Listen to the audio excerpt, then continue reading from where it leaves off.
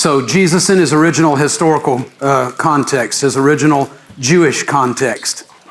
I put this slide in intentionally for Josh, who's been there, talked to several others who have been to the land of Israel. This is quite a unique view. It's one that you can actually get if you're standing on the Nazareth Ridge. Okay, this is in an airplane and we're overlooking Mount Tabor, the same mountain that Deborah and Barak gathered their forces together in Judges chapter 4 to fight against the Gentiles that were oppressing them. And then behind it you have the valley of Yavniel, and then you can see just a little tiny V-shaped cut of that Jordan Valley that we flew down with in our satellite flyover. Remember when we went from Damascus and then from Dan to Beersheba and we flew down the Jordan Valley? This is just below the Sea of Galilee, which is going to be right over here in the corner. And then the lower Jordan Valley comes down through here and bam, you are seeing some of it. But this is the cool thing about this picture. It just captured me, almost knocked me backward off my seat when I've been working on this project for about 10 months now with a group out of Texas. We're putting together a digital Israel for people who can't go and when things are shut down like COVID or when political unrest is going on or whatever. And I'm just working my way through all kinds of stills and all kinds of videos, and I find this still.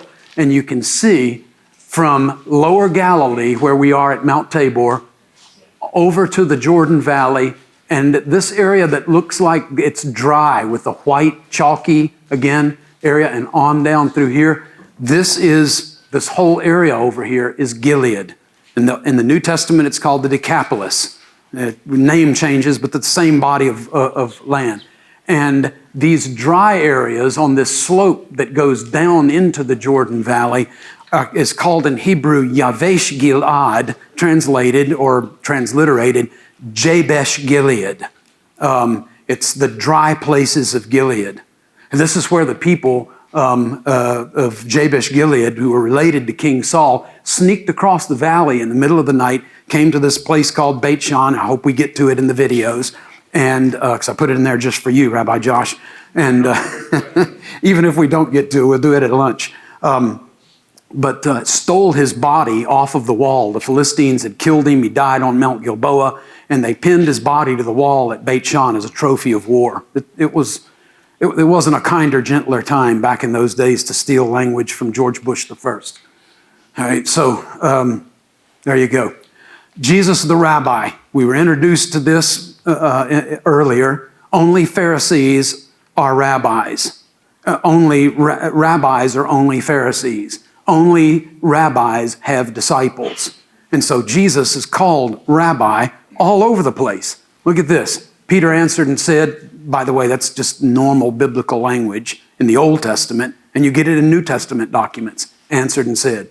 Peter answered and said to Jesus, Rabbi, it's good for us to build here. And this is my excuse for being able to put the eye candy back up there. This is Mount Tabor, which traditionally, this is the Roman Catholic monastery of the Transfiguration. So this is that Transfiguration passage that you get in Mark 9. You also get parallels in like Matthew chapter 17. Build tabernacles for you and Moses and Elijah. Peter said to him, Rabbi. Judas greets him as Rabbi, or speaks to him as Rabbi. Greets him, Hail, Rabbi, and kisses him. Jesus asks, who do you seek? And they said to him, Rabbi, where are you staying? It's really all over the place in the Gospel of John. Look at this. It's in John 1. It's again in John 1. It's in John 3. In fact, this is that Nachnemon ben Gurion that we talked about in an earlier discussion. Nicodemus came to him by night and said, Rabbi, we know that you have come from God as a teacher. John 4, Rabbi. John 6, Rabbi. John 9, Rabbi. John 11, Rabbi. So ancient literature outside the Bible and then the literature inside the Bible, it's all over the place. Jesus is identified as rabbi. Literally, it means Rav or Rab. It means great or great one. So my great one, in other words, my exalted master teacher. It's kind of a dynamic translation. So let's look at Jesus the teacher just a little bit. And here we're back at the Sea of Galilee. And let's see if I can.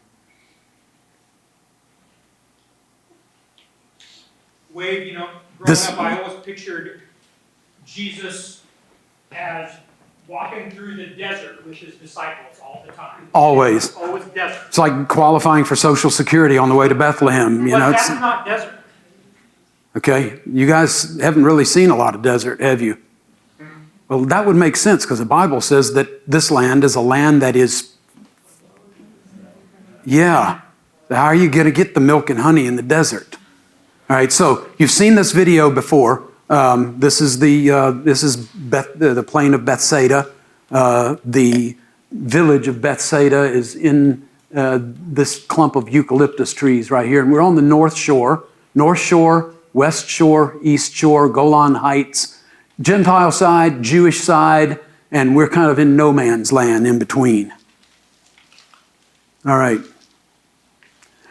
So this is a little setup on, this is where most of Jesus' teaching is taking place. Not as the scribes. When Jesus finished these words, the multitudes were amazed. He was speaking as one, teaching as one that had authority, and not as their scribes. So in what ways did Jesus teach? That's one of those, hey, if you ask the right question, then usually you're going to get the right answers in response. Dr. Thunder.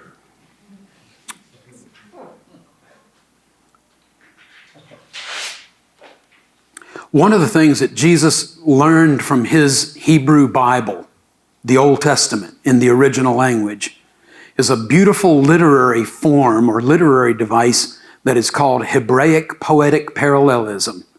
What that basically means in simple words is you make the same point multiple ways with different vocabulary sets each time. Well, why would anybody do that? Well, for one thing, our poetry is based on rhyme. Last word in every line is supposed to rhyme, right? But because of case endings, because of singular and plural, because of masculine and feminine endings in Hebrew, almost all the words rhyme anyway. Anybody could do that. So the way that you show yourself as a really literate person, have great artistic or poetic ability, is to be able to say the same thing more than one time. Another reason that it functions like this is because it aids the memory and it helps with understanding. Because if you don't get it the first time, you might understand the second pass through, or the third, fourth, fifth, or even sixth. Sometimes, in some places in the Bible, you get the same point multiple times. So, just take a couple of examples. That's all we've got time for. One from Isaiah. Isaiah says in chapter 1, verse 4, "Alas," or woe, "nation sinful, people weighted down with iniquity, offspring of evildoers, sons who act corruptly." Do you see this? Nation, people, offspring, sons. Is it making the same point? Absolutely, that's the point. And sinful, iniquity, evildoers, acting corruptly, making the same point? Absolutely. That's poetic parallelism. They have abandoned God, despised Him, and turned away from Him. Who have they abandoned? Yahweh, the Holy One of Israel, Him. You see how poetic parallelism works there? Saying the same thing, making the same point multiple ways, but using different vocabulary sets each pass through.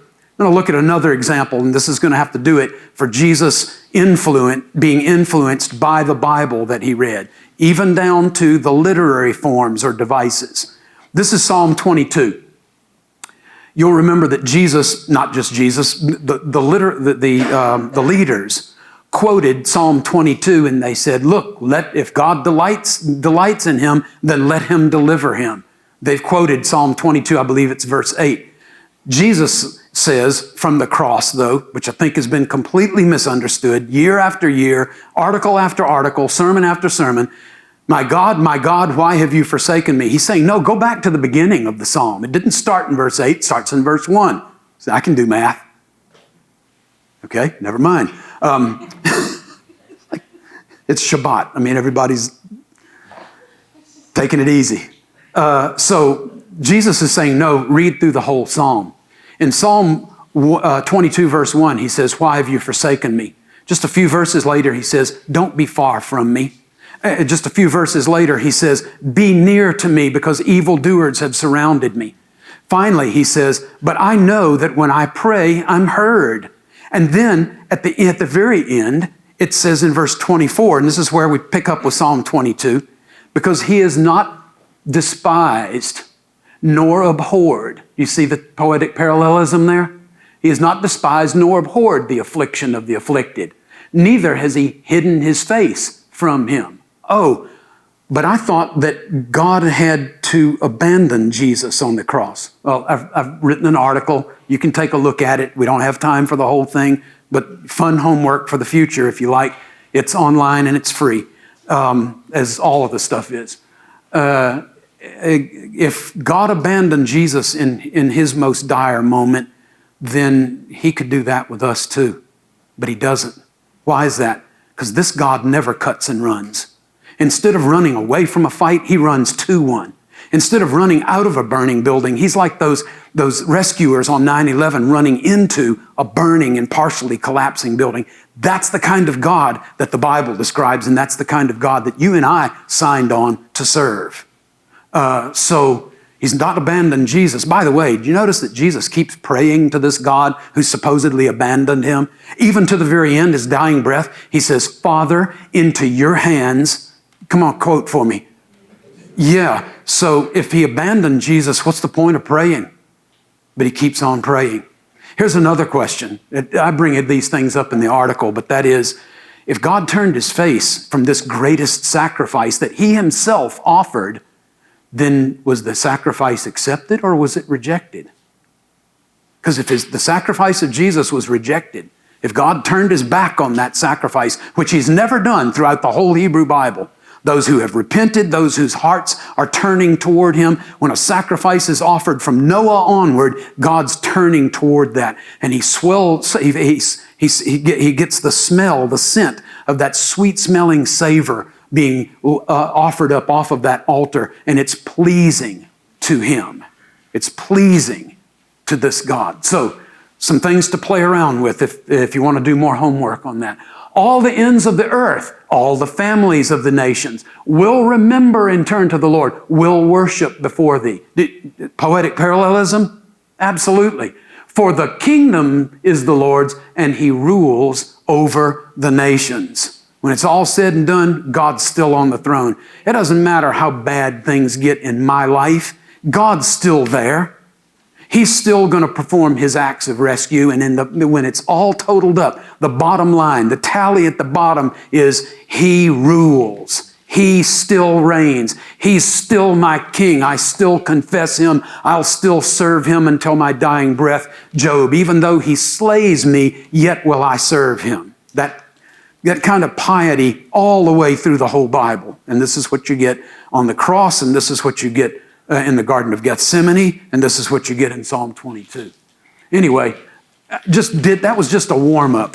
What is Jesus going to do as a result? It's going all over the place in his culture. It's everywhere. It's ubiquitous. That's one of those great $64 words that you use only on college campuses, but it's everywhere. And watch what Jesus does. My yoke is easy. My burden is light. Do you know what that is? That's Jesus influenced by his Bible. Would that we be, right? If you go back and read some of the authors in the 1800s and the 1900s, they sound like Bible. Often they're quoting Bible. Abraham Lincoln couldn't give a speech without quoting the Bible, right? That kind of stuff. Benjamin Franklin, most of his life, not a believer, and yet still very heavily influenced by, the Bible. That's what we've got to get back to. That's what our culture is dying for, is in such need of even not knowing it. How about this one? We played the flute, you didn't dance. We sang a dirge, and you didn't mourn. What's the literary form? Poetic, whatever you said. Right? Give to him who asks, and don't turn away from him who wants to borrow from you. same thing. If you love those who love you, I sort of did this on purpose. You see how I kind of formatted it? I cheated for you. Okay, it's a softball lob. Take it. Take the money and run. If you love those who love you, and if you greet your brothers only, see how these two are parallel? Then what reward have you, and what do you do more than others? Don't even the tax gatherers do the same? Don't even the Gentiles do the same? It's ABC, ABC, poetic parallelism. It's beautiful. So what are we hearing from Jesus? Yes, he's a rabbi. He's a great teacher, but he's also incredibly literate. He doesn't just know the Bible. He's able to take the forms that the Bible gives and then create stuff on his own. He is an unbelievably creative communicator. Did we know this before? Maybe not like this, but now we're adding layer upon layer. The more everything we learn about Jesus, we're taking a step closer to him. And that's cool. Did you have something, Lacey? I was just going to say, Jesus is a genius. Yeah. He's a genius. absolute master teacher. He's just a genius. The stuff he does, I work in early rabbinic stuff all the time. You saw that in the previous discussion. But Jesus out-rabbis the greatest of those rabbis. And it's not that I'm not trying to cast aspersions on anybody. You read the stuff and then you read the stuff and you go, okay, who's doing it better? It's always going to be Jesus. Guy's amazing. This is a more extended one as well. And I've done a little formatting. He causes the sun to rise. He sends the rain on. He does it on the evil and the good, on the righteous and the unrighteous. Do you see the connection? It's really, in fact, on this one, he reverses the order, which is way cool. Evil and good should be the unrighteous and the righteous, but he flipped it around. I guess trying to make everybody pay close attention. Thy kingdom come, thy will be done.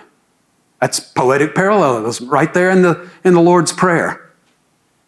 By the way, he's on earth as it is in heaven. He's saying, may your kingdom rule be expressed in my life the same way it is in the lives of the heavenly angels who do your will completely, and they do it immediately. May that kind of submission, that kind of servant attitude, that kind of master-slave connection be expressed in my life. May I bow the knee and may your kingdom rule be expressed, your kingship be expressed through my life. And you get this in rabbinic prayers as well. Don't lay up for yourselves treasures on earth where moth and rust can consume, thieves break in and steal, but lay up your treasures in heaven where neither moth or rust destroys, where thieves don't break in and steal. You're thinking, I've heard those words before. Where did I hear it? Just right above it, right? This is Jesus doing what was really normal in his culture. For us, in America, this is what we've done. Repetition equals boredom. In every previous century, repetition equals the mother of learning. In fact, not just understanding learning, but memorization. Repetition. If you're going to learn a foreign language, you go do Babbel or Pimsleur, or you do Duolingo or whatever. Repetition, repetition, repetition. Why is that? Because to really drill that stuff in, you've got to repeat. So I'm not exactly sure where our culture is going with this repetition equals boring thing, but I think we're going to end up losing our minds if we don't get a grip. Pun intended. Okay, I love this one. No one can serve two masters. You can't serve God and mammon. There's that direct connection right there. He'll either hate the one and love the other, or he'll hold on to the one and despise the other. And yes, by the way, he's flipped the order in the second one again. It should be hate and love and despise and hold on to. But he does this. This is somebody who knows what he's doing. He's not speaking extemporaneously off the cuff or whatever. He knows how to do this stuff, and he does it really well. Keeps everybody on their A game. Don't give to dogs what's holy, and don't throw your pearls before swine. That's pretty much making the same point. to changing members of the animal kingdom, but he's making the same point. Enter by the narrow gate. The gate is wide, the way is easy, and the way is broad that leads to destruction, and many are those who enter by it. The gate is small and the way is narrow. You see the difference? Gate is wide, the way is broad, the way is narrow, and the gate is small and the way is narrow that leads to life, and few there are that find it. And there is the exact opposite. It's called asyndetic parallelism. Two, many are those who enter by it. Just beautiful stuff. Grapes aren't gathered from thorn bushes, nor figs from thistles. Foxes have their holes, birds of the air have their nests. Poetic parallelism all over the place. This one's important. All of that other stuff is like, well, you know what? I didn't even like poetry back when I was studying American or English poetry in school. Guess what? Me either. But this stuff is really cool. I hated that stuff for some reason. I love this stuff for some other weird reason. I guess it's the Bible nerd in me, but it is what it is. Jesus says, don't judge and you will not be judged. Did you know that there was a survey that was done once upon a time by the Billy Graham Evangelistic Association? It was maybe 15 years ago, 20 years ago. And it was found that John 3:16 is no longer the most quoted verse in the Bible. It's this one. And they also found this, that it's quoted as often by unbelievers as by believers. That fascinating? So this is our culture. Don't you be messing with me because I make up my own rules. You go do your own thing till I don't like it, and then I'm going to mess with you. Sorry. Is this what it says, though? In Matthew 7, verse 1, this is what you get. But when you jump to the Luke parallel to that, he's saying the same thing. He says, he adds this, don't condemn and you will not be condemned. Pardon and you will be pardoned. You see, this business of don't judging, and I've dealt with this in this article that I wrote in another millennium. Lord have mercy, what happened to us? But I'd still argue that the argument behind it, read the article, look up the Bible passages and see if I'm delivering the mail. And if I'm not, then it's not incumbent on you to accept the argument. But in this article here, I say, in Matthew's version, Matthew's giving you the shorthand version of what Luke gives you the full meal deal. Matthew knows that his audience has probably memorized the saying of Jesus.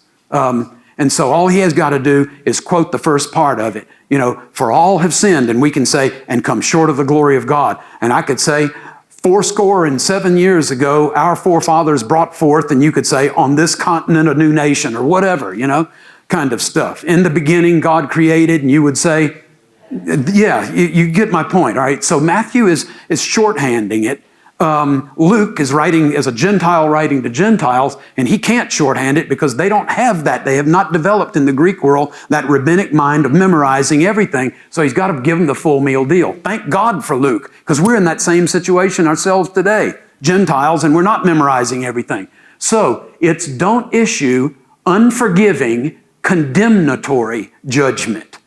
We judge in every other area of our life. Well, I think I will or won't buy this insurance policy. I will or will not date this person. I will or will not enter into a business agreement with these people. We're constantly, I think, I want the red car, no, I want the blue car. We're always judging, deciding, determining, stratifying, and stuff like that. What Jesus is not saying is, look, put your brain in neutral and just coast the rest of the way.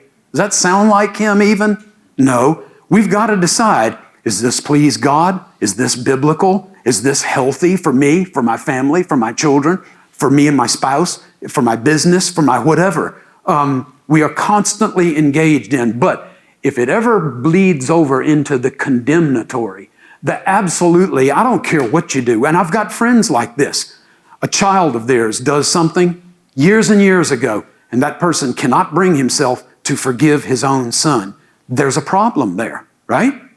And so we've got to be careful as we exercise critical thinking skills and we carefully gauge and weigh the value of things over against one another, to not get into this constant repetition, attitude, approach. We condemn. If I don't like it, it's got to be bad. If I don't agree with that, then it's got to be wrong. We've got to be watching ourselves in terms of our attitude. toward things, but also especially toward people. Condemnatory and unforgiving judgment. That's what Jesus is saying. Be careful with that. That's not healthy. Take a look at the article if you're interested in pursuing that. Bible interpretation. Jesus is on the Sabbath. He goes through the grain fields with his students, with his disciples, and they begin plucking heads of grain and eating it. Now, the Pharisees, another one of the Gospels says, there were some Pharisees traveling with him. I'm asking, what was the point of that? Evidently, he's attracting members of the Pharisaic movement. He dresses like one. He goes to the synagogue on the Sabbath like one. He tells parables like one. He preaches sermons like one. He quotes Bible like one. He interprets Bible like one. There's probably more connection there than we're even aware of. But they come up to him and they complain. Look at your disciples. They're walking through the grain fields and they're plucking grain. But again, ask the right question, you get the right answer. What is their problem? Is their problem trespassing? Is their problem theft? What is their problem? Sabbath observance. Two biggest issues in all of rabbinic literature are ritual purity and Sabbath observance. That's exactly what you get in the Gospels. Purification, ritual purity, and Sabbath observance. Those are the two big issues that Pharisees have with Jesus, and it's represented, mirrored perfectly in that early literature of the early rabbis. So your disciples are not doing what's lawful. Do you have time for a real short video? Okay, why not? Okay, we're at that place called Sepphoris. This is it right here. Where you are, 3 miles away, is Nazareth. I think we go to Sepphoris. We usually stand on top of that building. And right across, let me go back just a second. Got to do this.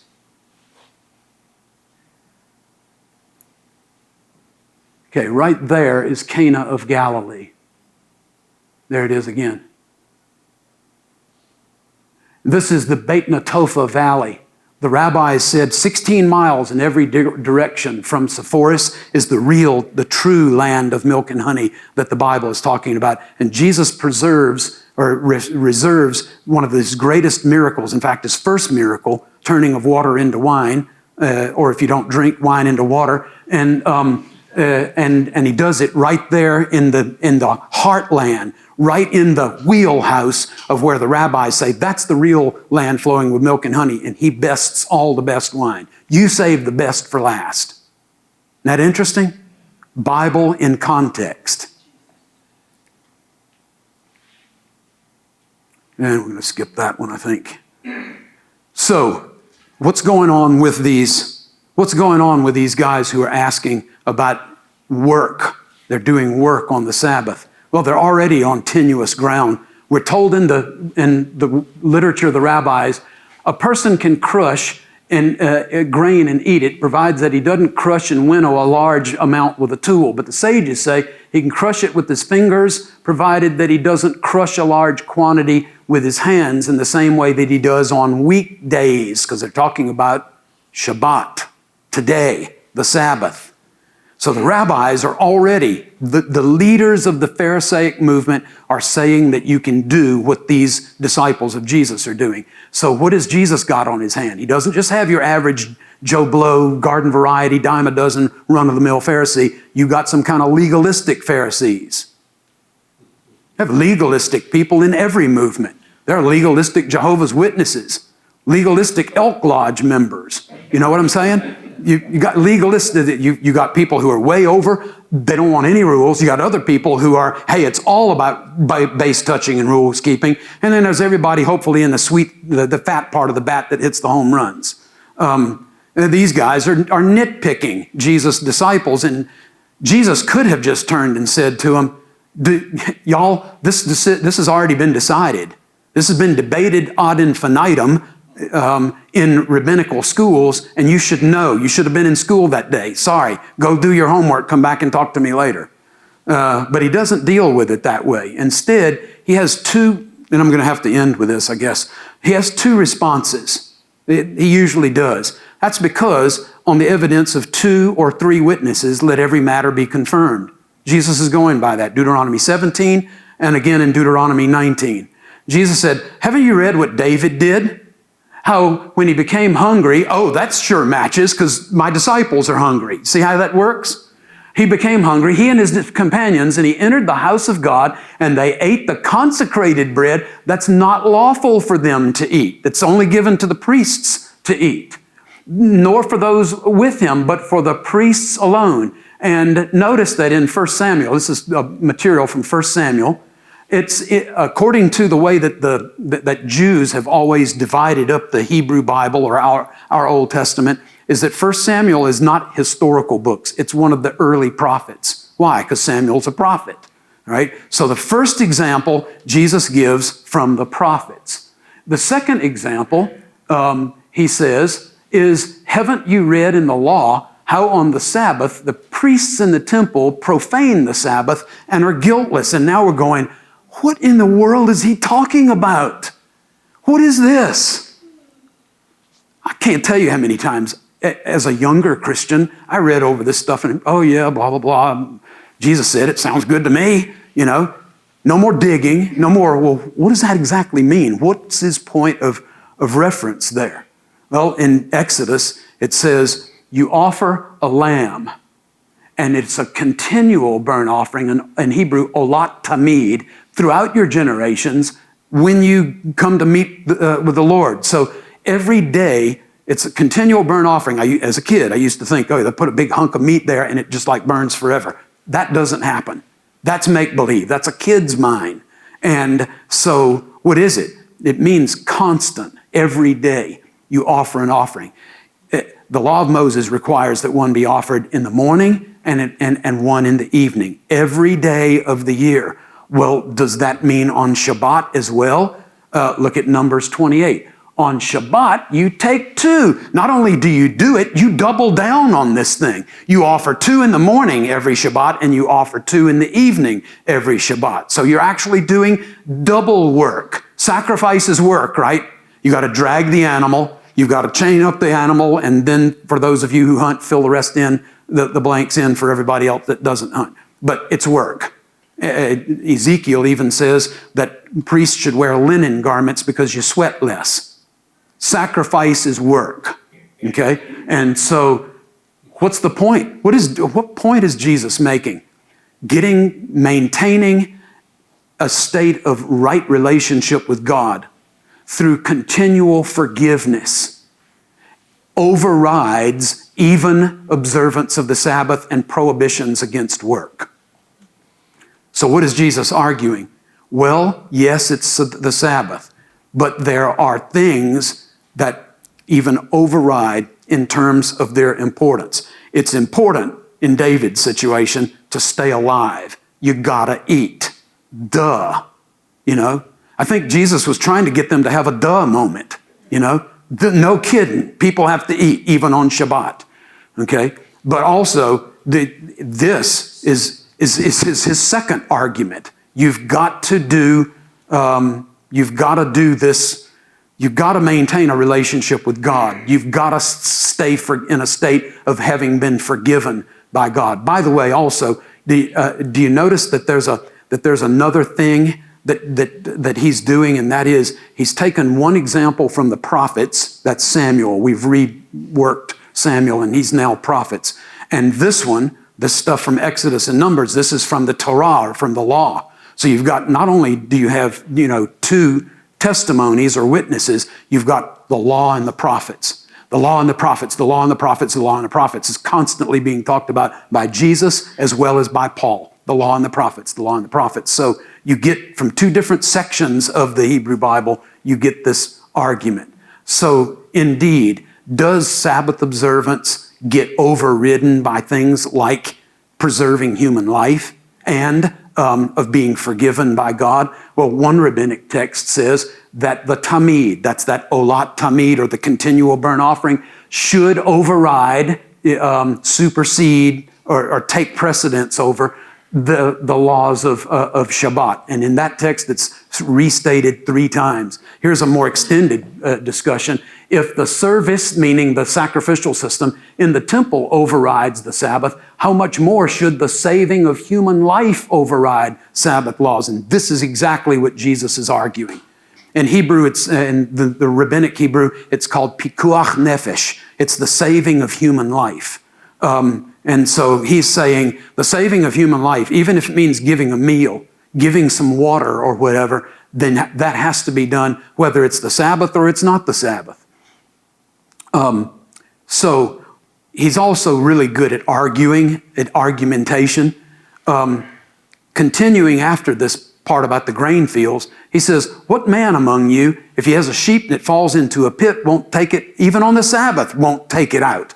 Of how much more value is this than the life of a sheep? So it's lawful to do good, to diminish suffering, and to preserve not only animal life, but especially life, human life created in God's image.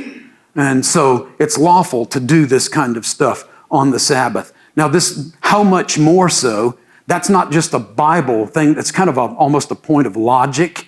In the rabbi's world, they called it kal v'chomer. It means an argument from the light to the weighty. We would say, if it wouldn't be appropriate for us to let our kids play out in the street, it'd be even less appropriate for us to let them play out in the middle of the interstate, right? From the lighter to the weightier, all right? So of how much more value then is a sheep? So it's lawful to do good on Shabbat, on the Sabbath. Of how much more value? So he's using a standard principle of argumentation among the rabbis themselves. It's all over the place.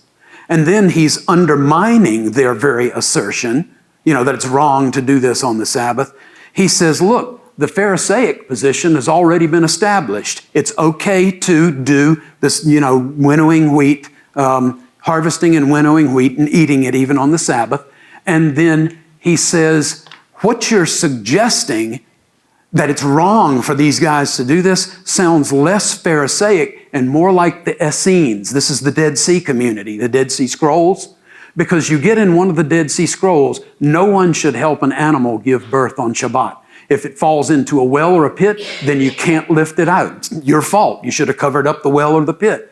Any living human who falls into a body of water or cistern shall not be helped out with a ladder, a rope, or a tool. Let them die. It's more important for that person to lose his life than for Shabbat to be broken. So what Jesus is in a backhanded kind of a really undercover way saying is, you Pharisees are sounding a whole lot less Pharisaic today, and you're sounding a whole lot more like those people that you don't accept, the Essenes who live down by the Dead Sea. Who's won the argument here, them or him? I mean, he's got them 6 ways from Shabbat. Pardon the play there. This is the kind of Jesus, y'all. This is the kind of Jesus that we have come to make a commitment to serve the rest of our lives. He is not a Johnny-come-lately. He's not a make-believe mythical character. He's not some kind of fly-by-night guy who just speaks extemporaneously, who just, kind of is making it up as he goes along and stuff. This is a person of substance. This is a person who is consistent. This is a person who is in so many different, he's in touch with his world. He's communicating in ways that all these different audiences he's having to relate to can understand. He's using Hebrew Bible references. He's using literary devices. He's using all kinds of different methods of communicating, and we have just scratched the surface. We will continue to scratch the surface the next time that we're together when we're in his land, when we're in the land, and the learning will be so much easier. It will be see that? See that rock? See that inscription? That you'll feel like you're cheating at school. It's that much easier. So I'm going to end because my time is up, and Can we end with the yeah, we do need to do that, don't we? There is so much more. But the Lord's still good, and there's only so many things that you can do, and we have done the things that we were able to do. I'll be around and I'm going to show some of these videos. And if you want to stay around, we'll be doing some of this. But we did want to conclude with, there's your wilderness there, Josh, and Nachal Tzin. And then we want to conclude. We do a lot of these things like we're doing today.